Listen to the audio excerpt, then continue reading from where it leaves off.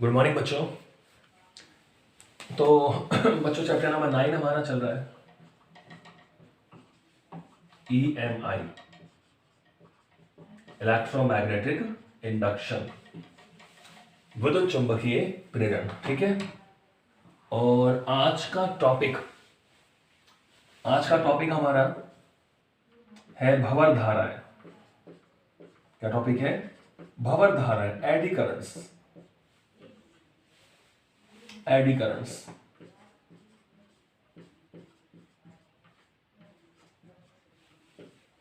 भंवर धाराएं। देखो, इन धाराओं के बारे में, इन धाराओं की जो खोज है, जो इन्वेंट्री है इन धाराओं की, वो फोको नामक वैज्ञानिक ने की थी, इसलिए इसको फोको धाराएं भी कहते हैं। तो एग्जाम में अगर आपसे फोको धाराएं पूछे तो इसका मतलब भी क्या है? भंवर धाराएं। ठीक है। तो आज का वीडियो में हमारा टॉपिक, छोटा सा टॉपिक, भंवर धाराएं या फोको धाराएं क्या होती है। क्लियर? देखो बच्चों, अभी तक हम ये सीख चुके हैं, इस चैप्टर में हमने जो एक की लर्निंग है, जो की पॉइंट है, जो मुख्य बिंदु है, वो हम ये सीख चुके हैं कि अगर मान लो कोई कुंडली हमारे पास है, कुंडली यानी कोई कॉइल हमारे पास है, और उससे संबद्ध चुंबकीय फ्लक्स के मान में क्या होता है? परिवर्तन होता है। चुंबकीय फ्लक्स यानी फाई बी के मान में क्या होता है? परिवर्तन होता है। तो उस कुंडली में क्या उत्पन्न होगा भाई? विद्युत वाहक बल, यानी प्रेरित विद्युत वाहक बल, और प्रेरित धारा क्या होती है? उत्पन्न होती है, इंड्यूस होती है। तो ये हमने अब तक सीखा है। इस चैप्टर का यही एक मेन कंसेप्ट है कि अगर कोई कुंडली हम ले रहे हैं और उसके चुंबकीय फ्लक्स में परिवर्तन होता है। ठीक है। अब फ्लक्स में परिवर्तन कैसे भी हो सकता है? चुंबकीय फ्लक्स बढ़ भी सकता है, चुंबकीय फ्लक्स घट भी सकता है। तो परिवर्तन होगा तो फैराडे के नियम से E is equal to minus d∅v/dt, ये हमने पढ़ लिया है कि विद्युत वाहक बल उत्पन्न होता है। और लेंज ये कहता है कि जो प्रेरित विद्युत वाहक बल या प्रेरित धारा की दिशा है, वो अपने उत्पन्न होने के कारण का विरोध करती है। यानी अगर चुंबकीय फ्लक्स में बढ़ने से उत्पन्न हो रहा है तो जो प्रेरित धारा की दिशा है वो घटने की दिशा में होगी। और ऐसे ही अगर चुंबकीय फ्लक्स घटने से प्रेरित विद्युत वाहक बल या प्रेरित धारा उत्पन्न हो रही है तो चुंबकीय फ्लक्स बढ़ने की दिशा में वो प्रेरित धारा या विद्युत वाहक बल उत्पन्न होगा। तो बच्चों, और एक्सपेरिमेंट किए गए कि अगर मान लो कोइल नहीं हो, कुंडली नहीं हो, अभी तक हम किसी कुंडली की बात कर रहे थे। सपोज करो हमने क्या करा, हमने एक मैग्नेट लिया। अब देखो समझना इसको, एक हमने मैग्नेट लिया, इस तरह मान लो हमने एक मैग्नेट लिया, इसको देखो मैं इस तरह बनाऊं। एक मान लो हमने एक चुंबक लिया, ये मान लो हमारा मैग्नेट था। ठीक है। कहीं भी मान लो ये N है और ये क्या है? मान लो S है। ठीक है। अब मान लो हमने इसको इस तरह एक निलंबित कर रखा है और ये इस तरह रोटेशन कर रहा है। सिंपल, पृथ्वी के चुंबकीय क्षेत्र में रोटेशन कर रहा है, इसका खुद का चुंबकीय क्षेत्र है। तो अगर ये मान लो इस तरह रोटेशन कर रहा है कि मतलब इस तरह एक तरीके से दोलन गति कर रहा है, ऑसिलेटरी मोशन कर रहा है। अब मान लो हम यहां कोई धातु की प्लेट लिया है, ये कोई हमारी चालक प्लेट है, कोई धातु की प्लेट है, चालक प्लेट है, कोई धातु की प्लेट है, कोई सॉलिड प्लेट है, चालक धातु की प्लेट। तो देखा जाता है कि जैसे हम चालक प्लेट लेके आते हैं तो इसके दोलन कम हो जाते हैं। मतलब जब प्लेट नहीं थी तो सपोज करो ये 10 दोलन कर रहा था हमारा मैग्नेट। अब जैसे हम प्लेट को लेके आते हैं तो अब इसके दोलन मान लो 4 ही रह गए। तो अब इसके दोलन को किसने कम करा? इसके दोलन को किसने अवरुद्ध करा, अवमंदित करा कि जो 10 से 4 रह गए? तो इसका जवाब क्या है? भंवर धारा के कारण। इसके दोलन जो कम हुए, अवमंदित हुए, वो किसके कारण हुए? भंवर धारा के कारण हुए। अब भंवर धारा किस में उत्पन्न होती है? इस चालक प्लेट में उत्पन्न होती है। भंवर इसलिए बोलते हैं क्योंकि ये वृत्ताकार शेप में है। सारे करंट जो है, इलेक्ट्रॉन यहां पर घूमते हैं, क्योंकि चालक प्लेट यानी बहुत सारे इलेक्ट्रॉन, तो इलेक्ट्रॉनों को इस तरह लाइन से लगा देता है और इलेक्ट्रॉन जो है वो इस तरह रोटेशन करते हैं। तो इलेक्ट्रॉन रोटेशन करेंगे चालक प्लेट में तो उनसे धारा जो बनेगी वो धारा इसका विरोध कर रही है, तो उसको बोलते हैं भंवर धारा। यानी वो जो भंवर धारा है वो भी इसके फ्लक्स में परिवर्तन का क्या कर रही है, विरोध कर रही है। क्योंकि अगर कोई हमारा मैग्नेट घूम रहा है तो हमें पता है कि इससे संबद्ध चुंबकीय फ्लक्स में क्या होगा, परिवर्तन होगा। तो अब ये जो चालक प्लेट है इसमें जो भंवर धारा है वो इसके परिवर्तन का विरोध करती है। तो चालक प्लेट, अब यहाँ कुंडली नहीं है, कोई चालक प्लेट है, कोई ठोस प्लेट है, कोई धातु की प्लेट है, तो इसमें जो भंवर के समान धाराएं बन रही है इनको क्या बोलते हैं बच्चों, भंवर धाराएं बोलते हैं। क्या बोलते हैं, भंवर धाराएं। और भी एक्सपेरिमेंट किए गए।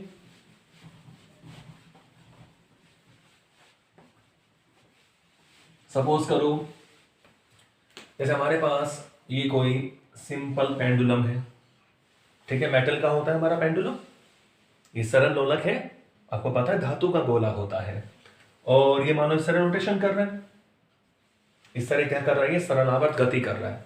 ठीक है, सपोज करो इसका पहले जो दोलन थे वो मान लो ये दोलन कर रहा था, सपोज करो मान लो 15 दोलन कर रहा था, मान लो हमने कोई टाइम लिया उसमें हमारा 15 दोलन कर रहा था।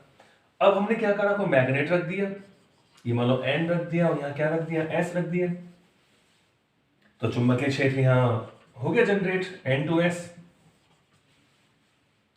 तो अब इस मेटल में, क्योंकि मेटल है तो इसमें क्या उत्पन्न हो जाती है, भंवर धाराएं उत्पन्न हो जाती हैं। एक भंवर के समान, पानी में जैसे भंवर उत्पन्न होते हैं तो उस भंवर के समान यहाँ भंवर धाराएं उत्पन्न हो जाती हैं इस मेटल में। तो देखा जाता है कि अब जैसे हम चुंबकीय क्षेत्र लगाते हैं और ये दोलन कर रहा है, अब दोलन मान लो 10 ही रह गए या 5 रह गए, 8 रह गए, दोलन संख्या में क्या हुई, कमी हो गई।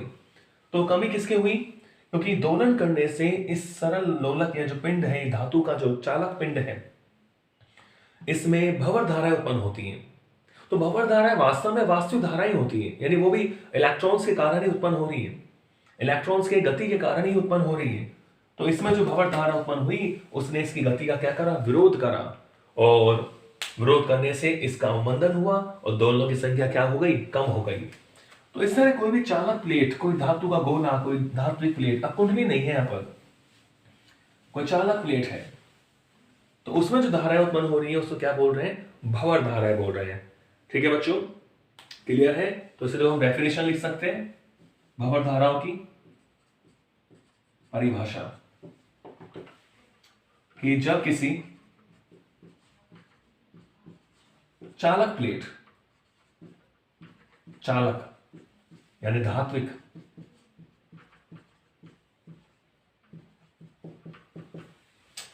जब किसी चालक प्लेट, ठीक है, अब यहां कुंडली नहीं ले रहे, हम क्या ले रहे हैं, चालक प्लेट। तो जब किसी चालक प्लेट के तल के लंबवत, के तल के लंबवत चुंबकीय फ्लक्स में, तल के लंबवत चुंबकीय फ्लक्स बोलते हैं, चुंबकीय क्षेत्र बोलते हैं, तल के लंबवत चुंबकीय क्षेत्र में परिवर्तन होता है,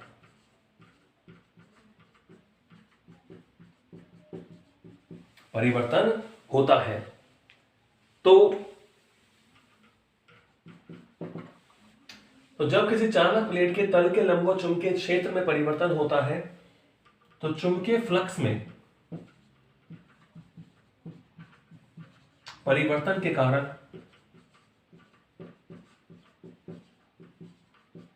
चुंबकीय फ्लक्स में परिवर्तन के कारण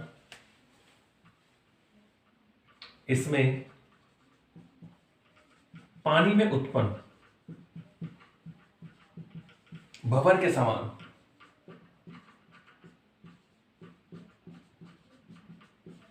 पानी में उत्पन्न भंवर के समान धाराएं प्रेरित होती हैं,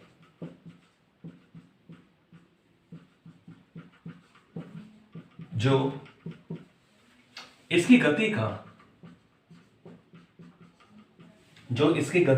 विरोध करती हैं।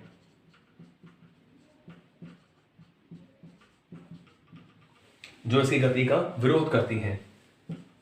इन वास्तविक धाराओं को ही क्या बोलते हैं बच्चों, भंवर धाराएं कहते हैं।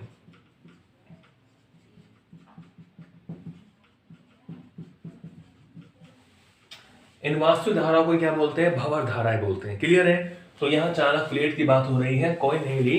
तो देखते हैं कि प्लेट में भी जो धाराएं उत्पन्न होती है भंवर के समान उत्पन्न होती है, इन्हीं को हमने क्या बोल दिया? भंवर धाराएं बोल दिया। इनकी खोज 1895 में फोको नामक वैज्ञानिक ने की थी। फोको।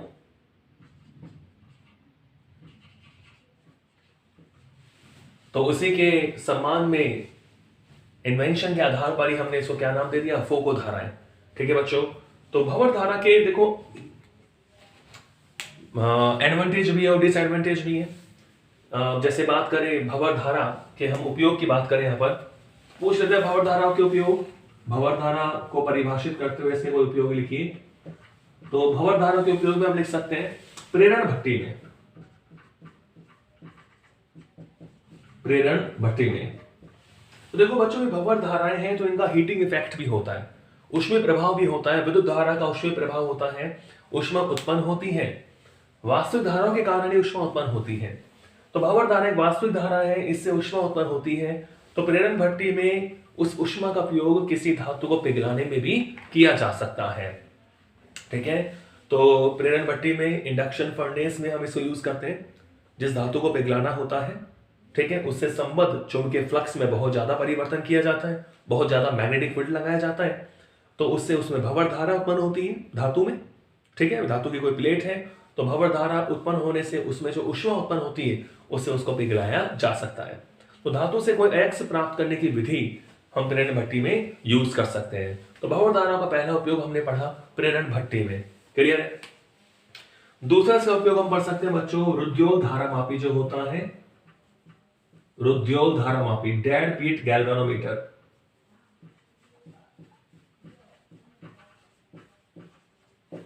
रुद्योत धारामापी में, रुद्योत धारामापी में क्या होता है?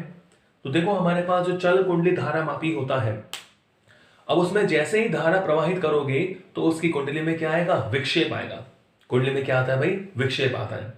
लेकिन जैसे आप धारा का प्रवाह बंद कर देते हो तो वो कुंडली या जो संकेतक है वो अपनी प्रारंभिक अवस्था में आने में कुछ समय लेता है। ठीक है?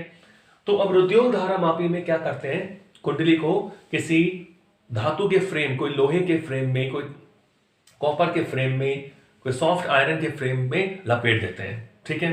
तो जैसे धारा प्रवाहित होती है, जैसे हम धारा प्रवाहित करते हैं तो उस क्रोड में या जो लोहे का हमने फ्रेम बोला है उसमें भंवर धाराएं उत्पन्न हो जाती हैं।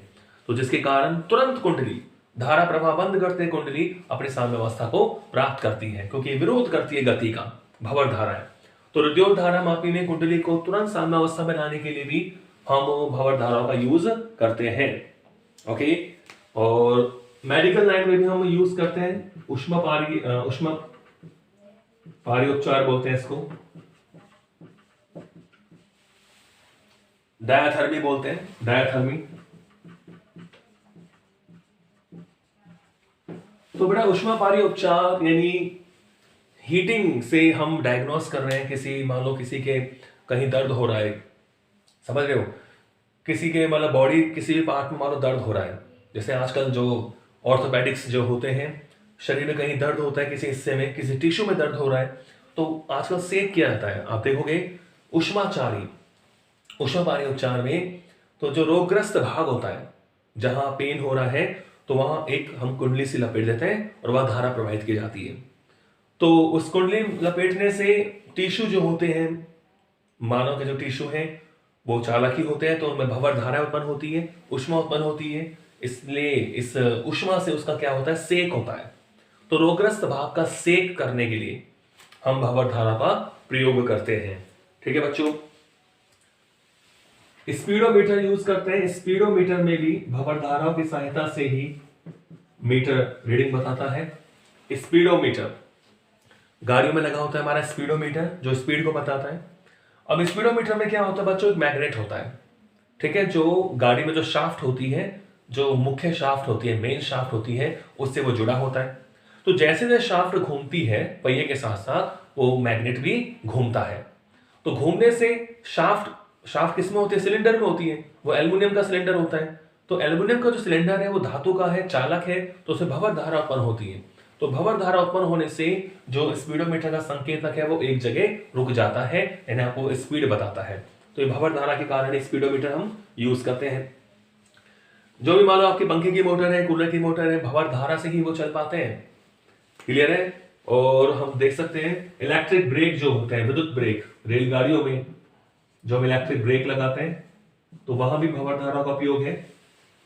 ठीक है। रेलगाड़ियों में जो इलेक्ट्रिक ब्रेक होते हैं, अब रेलगाड़ियों के जो पहिए होते हैं वो एक धातु के सिलेंडर से जुड़े होते हैं, बहुत बड़े सिलेंडर से जुड़े होते हैं।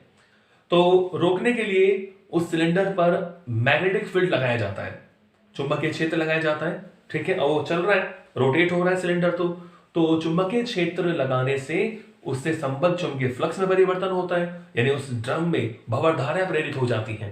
तो उस भंवर धारा के कारण वो सिलेंडर के घूमने का विरोध करती है, जिससे वो रुक जाता है। तो विद्युत ब्रेक में भी हम किसका यूज करते हैं? भंवर धारा का उपयोग करते हैं। तो ये हमारा आज का छोटा सा टॉपिक भंवर धाराएं या फोको धाराएं। तो आपको समझ में आ गया होगा कि यहाँ कुंडली नहीं है, यहाँ कोई चालक प्लेट, कोई धातु की प्लेट है। तो अगर उससे संबद्ध चुंबकीय फ्लक्स में परिवर्तन होता है तो उसमें जो धाराएं प्रेरित होती हैं उन्हें क्या बोलते हैं? भंवर धाराएं या फोको धाराएं। ठीक है। आज के लिए छोटा सा टॉपिक भंवर धाराएं या फोको धाराएं। नेक्स्ट पढ़ेंगे अगले वीडियो में। Thank you.